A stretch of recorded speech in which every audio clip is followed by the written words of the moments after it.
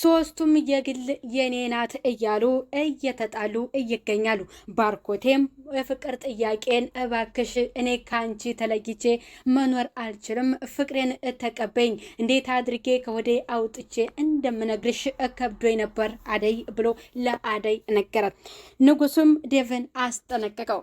ለአደይ በገንዘብ በምናምን እያለ ለማታለል እንዳትሞክር፣ ከአደይ እባክህ ራቅ፣ አደይ የኔና የኔ ብቻ ናት፣ ከእህት ጋር ወደ መጣህበት ተመለስ ብሎ ለዴቭ ነገረው። ዴቭም ምን እያልክ ነው? ብትጠነቀቅ ይሻልሃል ሲል ለንጉሱ ነገረው።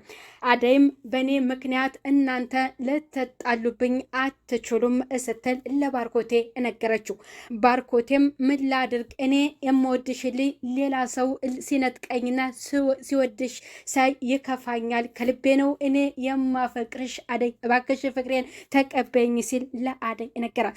ራስ ወዳድ ናችሁ፣ እኔ ለማንኛችሁም አልሆንም፣ ለራሴ ብዙ ችግር አለብኝ፣ ችግሮችን ለመቅረፍ ነው በሰው ቤት ተቀጥሬ የምሰራው ስትል መለሰችለት። ሰላም ጤና ይስጥልኝ ውድ የተከበራችሁ የዚህ ዩቲዩብ ቻናል ተከታይ የሆናችሁ ቤተሰብ በሙሉ በያላችሁበት ሰላማችሁ ብዝት ተረፍርፍ። የቤት ሰራተኛዋ አደይ ክፍል 77 በብዙዎች የተፈቀረችውና የተወደደችው አደይ እሷ ግን በአንደኛዎቹ እንኳን ተስፋ ያላደረገችና ዴቭ ከሷ ጋር ብዙ ጊዜ የተንከራተተውና ተስፋ ያልቆረጠው ለሱ እንኳን እሺ አላለችም። ባርኮቴም የድሮ ፍቅረኛው ስትመጣ ወደዛች ሲሄድ አንዴ የፍቅር ጥያቄውን ያቀረበው ልጅ ሌላ ሰው ሲወዳት እንዴት ዝም ማለት አለብኝ ብሎ በድጋሜ የፍቅር ጥያቄውን ከምወደው ጓደኛው ራሱን አስበልጦ እባክህ ተንከባከባት ብሎ እሰጥቶት ነበር። በድጋሜ የፍቅር ጥያቄ ለአደይ አቅርቦላታል። አደይም ለማንኛችሁ ልሆንም አልችልም፣ በእኔ ምክንያት እናንተ ልትጣሉ አትችሉም ስትል መልሳለታለች። ፍቅርም ለምንድን ነው እንደዚህ ያደረከው? ለአደይ ፕሮግራም እንዳደረካት ሰምቻለሁ ስትል ለዴቭ ትመልሳለች። ልብሽ ያውቀዋል፣ በንዴት ተነሳስቼ ነው እንጂ እንደማልወድሽና እንደማላፈቅርሽ ጠንቅቀሽ ታውቂያለሽ ብሎ ለፍቅር ነገራት። እንዴት እየወደድኩ እያፈቀርኩ እኔን እንደዚህ ታደርገኛለህ? ለእኔ ሳታስብልኝም አታዝንልኝም ወይ? እባክህ አይንህን ግለጥ፣ እሷ ላንተ የምትመጥን ሴት አይደለችም ብላ ለዴቭ ስትነግረው እኔ ለእሷ የማልሆነው ነገር የለም ብሎ አስጠንቅቆ በአደይ በኩል ምንም ነገር ባትይኝ ይሻልሻል፣ ተስፋሽን እንድትቆርጪ እውነቱን ልንገርሽ፣ እኔ መቼም ቢሆን ላንቺ የምሆን ሰው አይደለሁም፣ ያደይና ያደይ ብቻ ነኝ ብሎ ለፍቅር ሲነግራት ወደ ቤት ስትገባ አደይን እንቅት አድርጋታለች። ከዴቭ ራቂ አላልኩሽም ነበር? ስንቴ ነው እኔ የምነግርሽ ስትል ለሷ ስታስጠነቅቃት ባርኮቴ ሲገባ ምንድን ነው የተፈጠረው? ምን እያደረግሻት ነው ሲላት እኔ አይደለሁም በዴቭ ጉዳይ ነው ብላ ዋሽታም ለእሱ ትነግሯለች። እንዳነቀቻት ያላነኳትም ትላለች። ግን የደበደበቻት ዴቭ አጠገብ እንዳትደርሺ፣ ዴቭ የኔና የኔ ብቻ ነው ብላ አስጠንቅቃ የነገረቻት። ባርኮትም በጣም ተናዶ እህቱን ተቆጥቷት አደይን ለማጽናናት ሞክሯል። ወደ ኪችን ገብቶም አደይ እያለ እየፈራ እየተርበተበተ ፍቅሩን ለመግለጽ እየፈራው ልጅም ብዙ ጊዜ በልቤ እንዴት አድርጌ እውነቱን አውጥቼ እንደምነግርሽ አደይ ሁሌ እየከበደኝ ነው፣ ያላንቺ እኔ መኖር አልችልም፣ በልቤ ውስጥ ትልቅ ቦታ አለሽ ብሎ ለአደይ እየነግራታል። ወድሻለሁ፣ አፈቅርሻለሁ አደይ ብሎ ለአደይ ሲነግራት በባለፈው እንደዚያ ብለኸኝ ደግሞ አሁን ሁለተኛ የፍቅር ጥያቄውን ስታቀርብልኝ እንዴት አይነት ሰው ነህ? በጣም አዝንብሃለሁ ስትል ለባርኮት ነግሯለች። ቤዛ እንደመጣች ወደ ድሮ ፍቅረኛው ተመልሶ አደይን ጥሏት ነበርና በዛ እሷም ቅር ብሏት ነበር። ዴቭም በጣም ተናዶ እሷን እያሰላሰለና ዛሬም ነገም እሷን ብቻ በልቡ እያነገሰ መንገድ ላይ እየሄደ ንጉሱ ከእሷ መራቅ አለብህ ብሎ ለዴቭ ሲያስጠነቅቀው አንተ ማነህ ከመወዳትና ከማፈቅራት ሴት ልትለየኝ የምትችለው ብሎ ለንጉሱ ይነግሯል። ሁሉንም ነገር ሰምቻለሁ፣ እሷን የሆነ ፕሮግራም እንዳደረክላትምና እንደቀበስካት ሰምቻለሁ። ለምንድን ነው እንደዚያስ እያደረከው? አንተ ማነህ አደይን ልትወስድብኝ የምትፈልገው? ከሷ ብትርቅ ይሻልሃል፣ ተጠንቀቅ ብሎ ለዴቭ ሲነግረው በአደይ ጉዳይ ምንም ቢፈጠር እኔ የማልሆነው ነገር የለም ምን ታመጣለህ ብሎ ለንጉሱ እየነግሯል። እውነቱን ልንገርህ ካላረፍህ ከእህት ጋር ወደ መጣህበት ወደ ሀገርህ እንድትመለስ ነው የማደርግህ ብሎ ንጉሱ ለዴቭ ሲነግረው ዴቭም እንዴት በዚህ መልክ አንተ ልትናገረኝ ትችላለህ? ራስህ አስብበት፣ ተጠንቀቅ ብሎ ትከሻውን መታ አድርጎት ጥሎት ይሄዳል። ወደ ኤላ ቤት ሄዶ ለኤላ ምን ማለት እንዳለበት እውነቱን ነግሮታል። እኔ ያለ አደይ ህይወት የለኝም፣ ያለ አደይ መኖር አልችልም። ምን ላድርግ? በመካከላችን እኮ ካሁን ፍቅሬን ተቀበለችኝ እስል በመካከላችን ባርኮት እየገባ እየበጠበጠኝ ነው። ለእኔ ጥላቴ ባርኮት ነው። ምን ላድርግ ኤላ ብሎ ለኤላ ሲነግረው ላንተ ለፍቅርህ እንቅፋት የሚሆንብህ ባርኮት ነው ብለህ ታስባለህ ወይ ብሎ ለሱ ይነግሯል። አዎ እሱ ነው እንደዚህ የሚያደርግብኝ። በሆነ ፕሮግራም አድርጌ ልክ ልናወራ ስንል በመካከላችን ይገባል። ምን ላድርግ ታዳኔ ምስኪ ምከረኝ ብሎ ለኤላ ይነግሯል።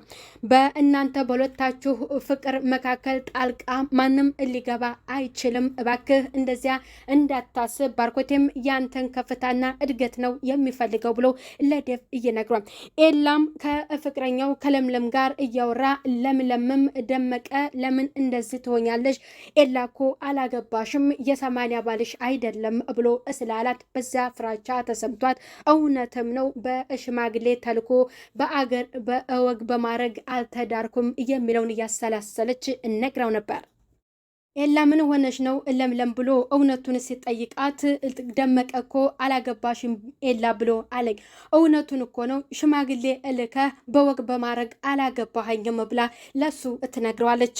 እኔ ደግሞ ደስ የሚለኝ እንደዚያ አድርገ ስትወስደኝ ስታገባኝ ነው ትክክለኛ ባሌ መሆንክን የማውቀው ስትለው እና በዚህ ታዲያ ቅር ብሎሽ ነው ወይ? ለምን ቅር ይለሻል? አሁን ያ ደመቀ ደግሞ ጥሩ ነገር አልሰራም ብሎ ለሷ ይነግራታል።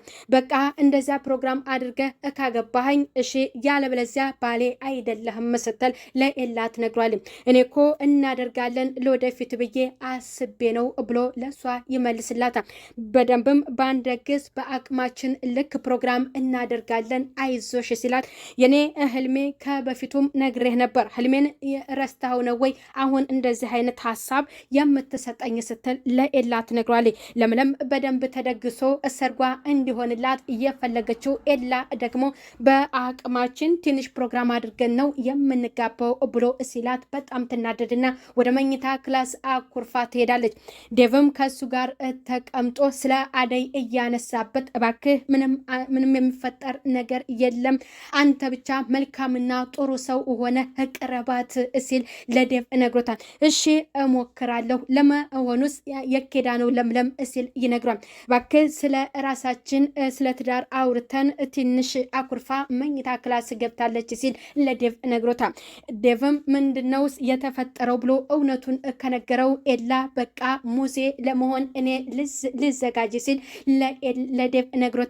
ኤላ በዛም ደስ ብሎት ሚስጥር ነው እንዳትነግራት እኔ ፕሮግራም አድርጌ ሰርፕራይዝ ነው የማደርጋት ሲል ለዴቭ ነግሮታል። ዴቭም የራሱን ፍቅር እያሰበና ሁልጊዜም እየወደደው የሚጠብቀው ከአደይ ምላሽ የጠበቀው አፍቃሪ በመካከላቸው ባርኮቴ እንዲርቅ የሚፈልገው ልጅ ኤላ የሚያደርገውን ዝግጅት እሱም በራሱ ማድረግ ይፈልጋል። በደስታ እሺ ብሎ ለኤላ ይመልስለታል።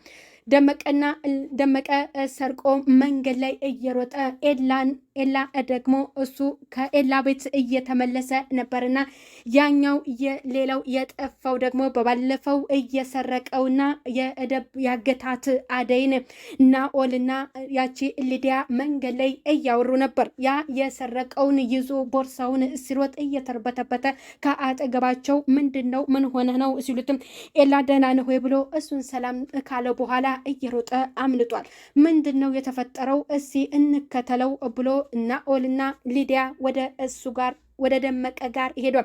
ዴቭም ስለ አደይ እያሰበ እያሰላሰለ ከመካከላቸው የሚገባው ሁለተኛ የፍቅር ጥያቄ ያቀረበላት ልጅ እንዲርቅና ከሱ ጋርም ጸብ እንደተፈጠረና ቅሬታም እንዳለው እውነቱን ለኤላ ነግሮታል። ዴቭም ወደ ቤት መሄድ አለብኝ ሲል ለምለም ለምንድነው ቆይ ተጫወት ወደ ቤት ከሄድህ አብረን እንሄዳለን ስትል ለዴቭን ትነግረዋለች። ወደ ቤት እሷም ትሄድና ከአደይ ጋር ትገናኛለች። አደይን ሰላም እያለቻት ያቺ ተንኮለኛ ፍቅር ትመጣለች። ፍቅርም መልካምና ጥሩ ፊት አሁንም አላሳየቻትም። አሸናፊም መቶ የኔ ቤጤ መስሎ በር ሲቆረቁር ፍቅር ተንኮለኛ ምን ፈልገህ ነው እንደዚህ እዚህ በሩ ጋር እየቆምከው? እባክህ ለካ አያቺ የቤት ሰራተኛ አደይ እህሉን የጨረሰችው እያቃበለችህ ነሯል ስትል ለሱ ነግሯል። በዳግመኛ በሩን ሲቆረቁር ምንም ሳትሰጠው በሩን እንደዘጋችበት ከለምለም ጋር እያወሩ ለምለም በሩ እየተቆረቆረ ነው ብላ ስትላት ምግብ እይዛ ለዛ ለንብጤ መስሎ በር ለሚቆረቁረው ለአሸናፊ በሩን ስትከፍተው አሸናፊ ነው። አደይ በጣም ደንግጣለች። በዛሬው የነበረን ቪዲዮ